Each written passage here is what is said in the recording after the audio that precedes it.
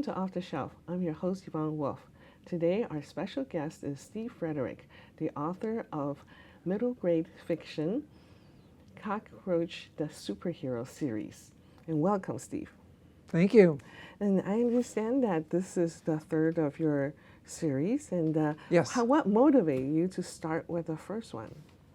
Well, Yvonne, it's funny how parenting brings out different things in us. And I write a lot for my work, but I hadn't written any fiction since college. But then I had the task of getting my 4-year-old son up and ready for daycare. He's a great kid, but he's really grouchy in the morning.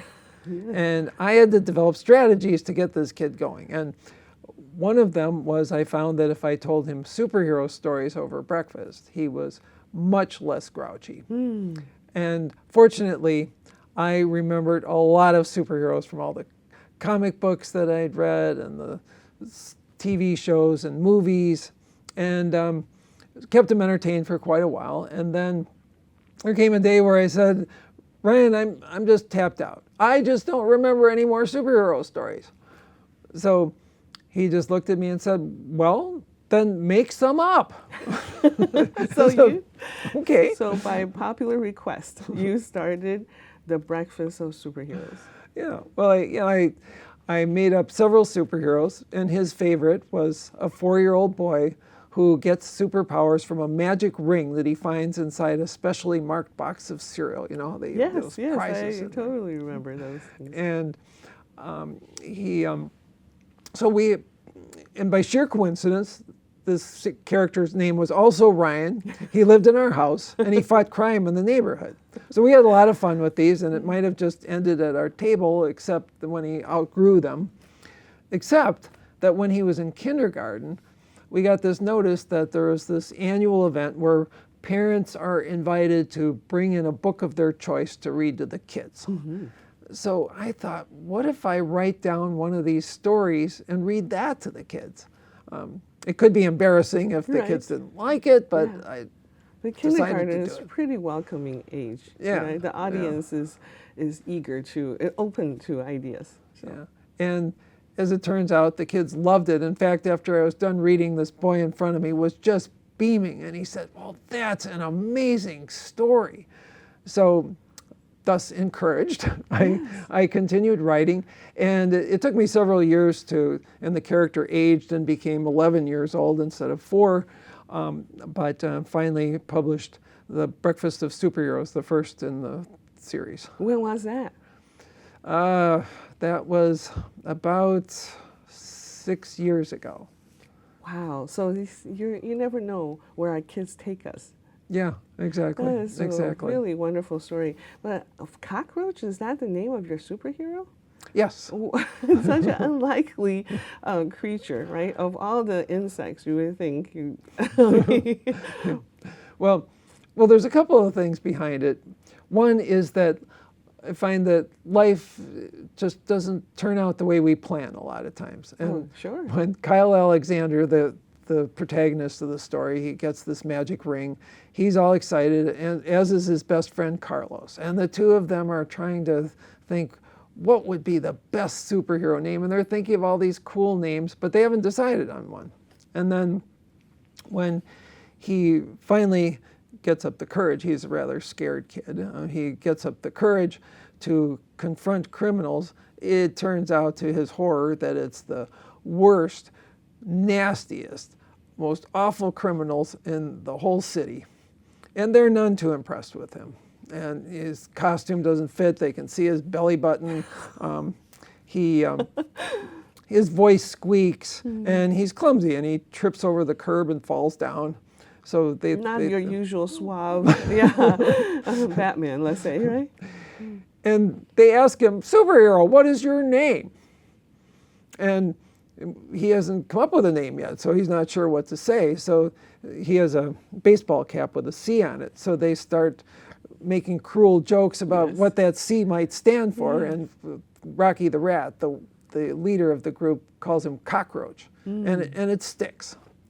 So things don't work out the way we plan. But also, it's about resilience. So initially, he's really upset that they're calling him cockroach, but then he embraces it. Yeah. And he says, cockroach, they're a pest to crooks. Mm-hmm. They're fast. They come out of nowhere. You can't get rid of them. No, I like it. And they're very hard to kill, right? Yes. They are just, Yes. yeah, they just don't die, right? That is interesting. Yeah, and I guess cockroaches can fly and can crawl and very agile. Mm-hmm. Is that Yeah, something you take on? so it becomes a source of strength rather than a source of shame for him. That is a very good message for kids who are made fun of, right? Mm-hmm. Which kid hasn't been made Yeah. fun of for something? Yeah. Okay, so what age group were you looking for at initially, the first book, I suppose? Well, the first book was initially it was aimed to be a picture book for kindergartners, but it kept growing, and right now they're aimed at the 3rd to 7th grade classes, and I by the way, I really enjoy going and sharing this with school groups, and we've had a lot of fun with that. But they're also bigger than that. I wrote them with the Muppets in mind. You know, Yes. The Muppets are really fun for kids, but they're also, I really enjoyed them as well. There's a lot of adult humor, and there's bigger themes, like you yes. think of, say, Kermit the Frog when he sings "It Ain't Easy Being Green" about the trouble with being noticed. That's something that kids really feel, and did the same thing with this. One of the big themes in it is fear, the overcoming our fears, because Kyle is really a scared kid, and he has to overcome his fear to use his superpowers, which all of us have to do. And I was really gratified to see that a man wrote a review on Amazon of my first book, and he said, "I'm a 64-year-old man, and I'm usually reading the Wall Street Journal and financial reports, but some friend recommended this book to me, so I read it on the commuter train." And he said it was delightful, and it was really well written, and I could relate to the characters just like the kids could.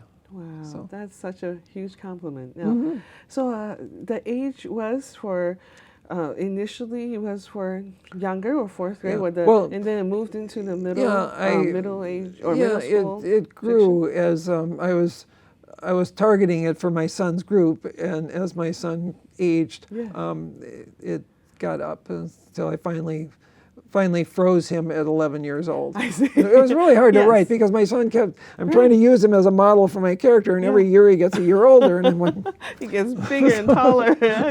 Yeah, that's wonderful to see that what the author struggles through. And so, when you work with something like that, when you finally decide the age group, did you have to work on the vocabulary to stay within that, or that was not a concern? That's definitely a concern. Although I don't really oversimplify. I don't talk down to the kids, and I think they really appreciate that too. That there might be a word that they have to look up here and there, and that's okay. Okay, that's good to know. That's good to know. So how do you approach something like self-doubt for young children? You just mentioned fear, which is difficult to talk about. But then, how about self-doubt? Yeah. So, well, first of all, I think that kids are much sharper than a lot of adults give them credit for. And these are issues that they're all grappling with. The self-doubt, the fear, and I think that they really love it that there's a superhero who also feels that way. Like, I loved Batman and Superman, for example, as a kid, but they really had their stuff together. They weren't, stumbling around and making mistakes and things like that. They were machines, and I think the kids really gravitate towards Cockroach because he's like them. He's not a cool kid. He and his best friend are new at school. They're not popular, and they are and they're beaten up by the school bully. So they face a lot of challenges. So this is interesting because I recently attended a Spider-Man exhibit, and Spider-Man, I learned that he appealed to his audience as a teenager who waffled, right, between, well, do I continue this journey or do I give it up because it's really not me? And so I think that sounds like your cockroach as well.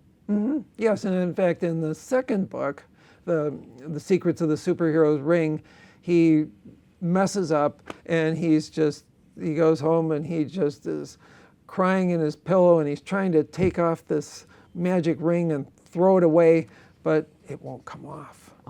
He's stuck with it. See, you're stuck with it, right? And what do you do when you're stuck with the traits in life? You know, I guess what life throws you. Yeah. How do you think it's important for kids to see that? To see, you just have to stuck with it. You are stuck with it, so you have to. You can't go around it. You can go under it. You have to go through it. So you're stuck with who you are. Yeah, you have so to. how do you teach that lesson? Yeah. So, well, there's a superhero named Tree Man who's the leader of the superheroes, and he takes him under his wing, and he comes over to his house in the middle of the night and takes him out, and Tree Man gets around in a pickup truck, by the way, because he can't fly. Oh, but he's driving age, I suppose.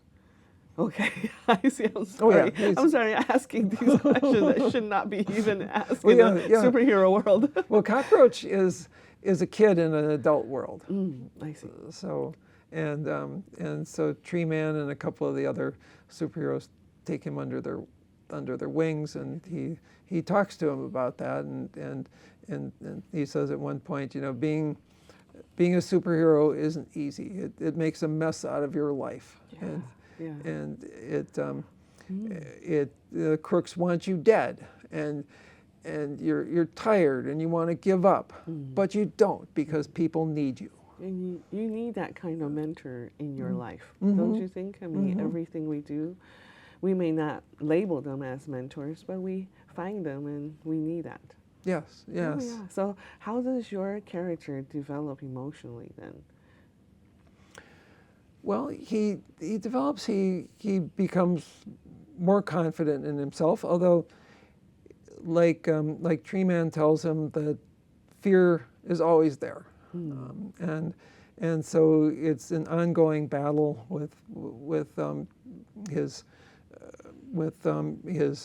his fears, but he becomes more confident, and he takes on bigger challenges. And in fact, in the latest book, he is put in a position where he has to take a really huge risk to himself, and he's not sure how this is all going to turn out, but he does it, and so it's.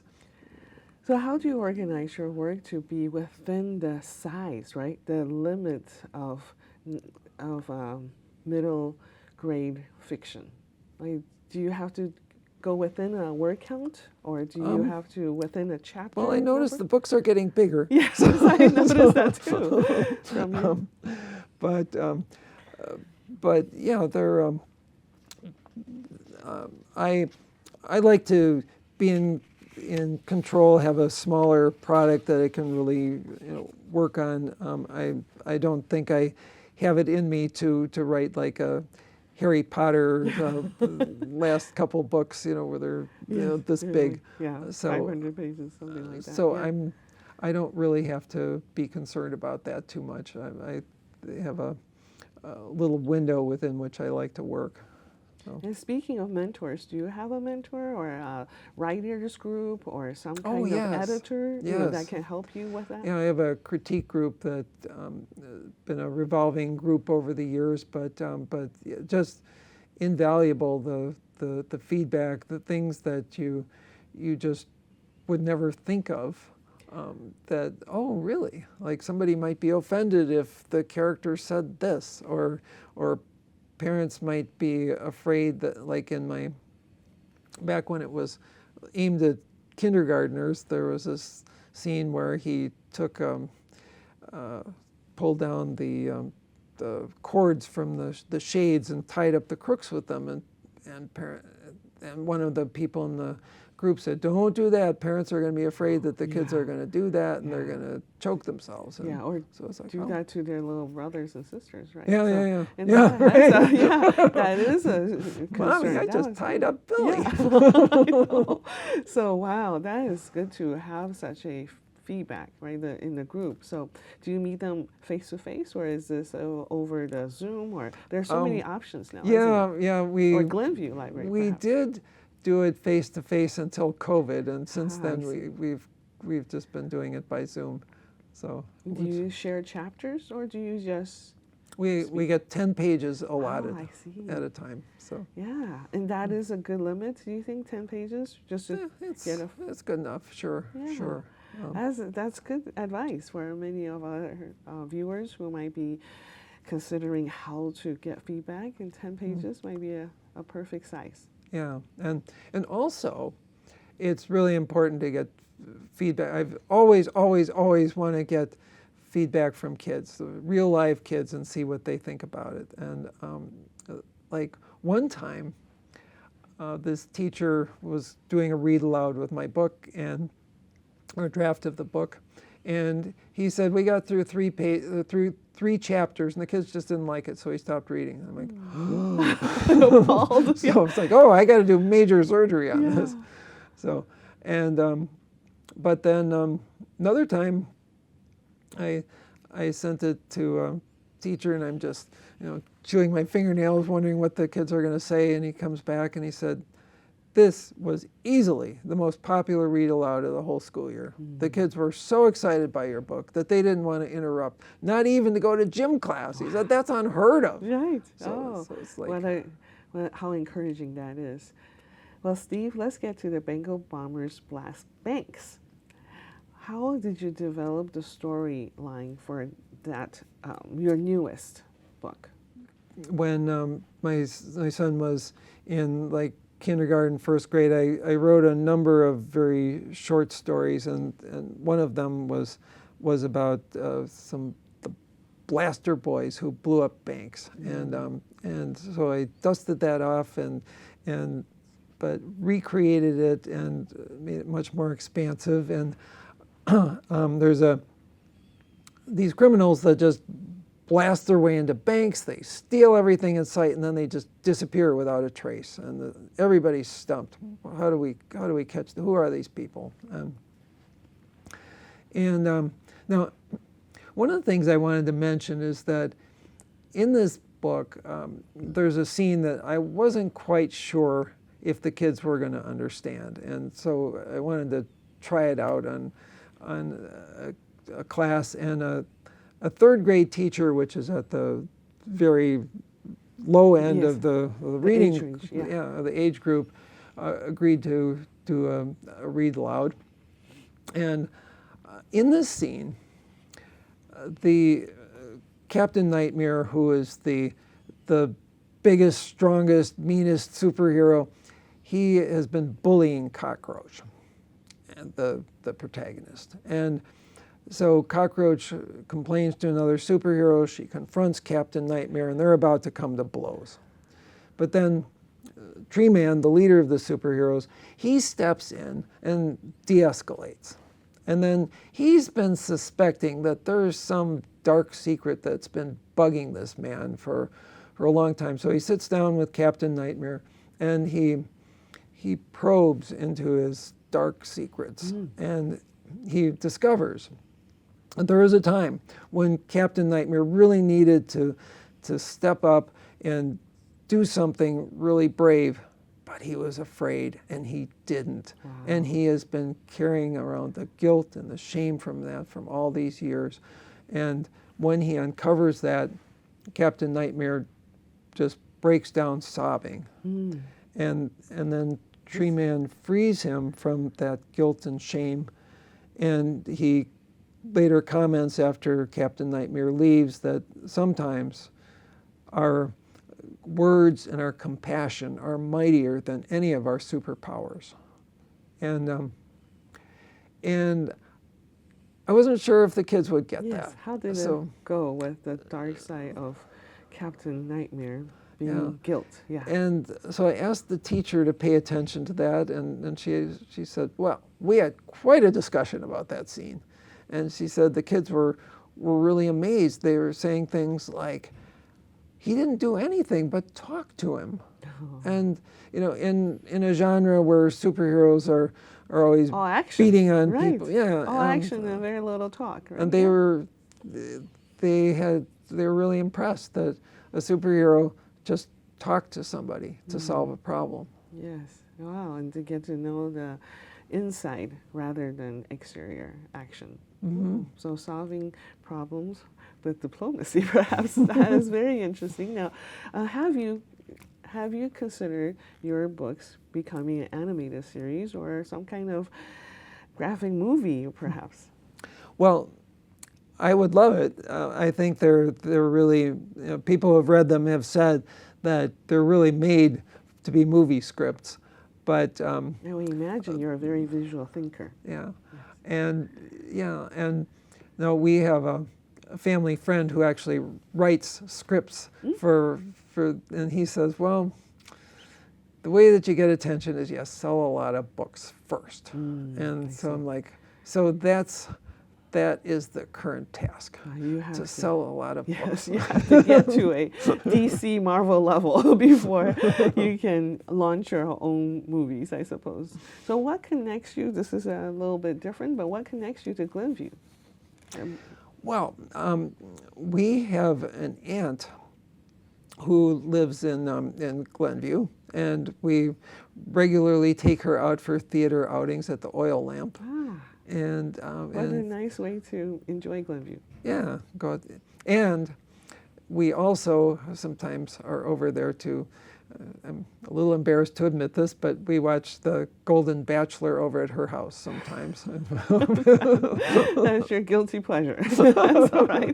That's all right. We all have our, way to relax, our minds, right? Yeah. It's more their guilty pleasure. I just kind of come along to be for the company, but. Oh, but you never know what inspires you on your next book. Yeah, so exactly. And do you have more books coming? Yes. Book 4 is called The Attack of the Frukies. The Frukies are these characters from live on the planet Uranus, and they killed Captain Nightmare's brother.